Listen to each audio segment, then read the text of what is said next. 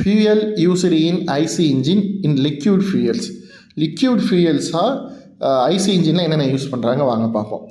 Petrol used in spark ignition SI engine car and bikes. Diesel used in compression ignition CI engine truck, buses and generators. Kerosene sometimes used in older or small engine. Alcohol, methanol, ethanol used on blend with petrol, example E10, E20. Biodiesel produced from vegetable oil, animal fat, used in diesel engine, eco-friendly.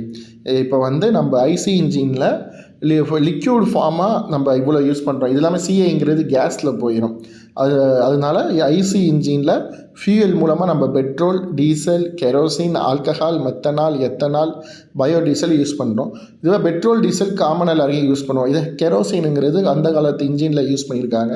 அதே மாதிரி alcohol, methanol, ethanol வந்து combination of petrol, அந்த fuel பேர் வந்து E10, E20.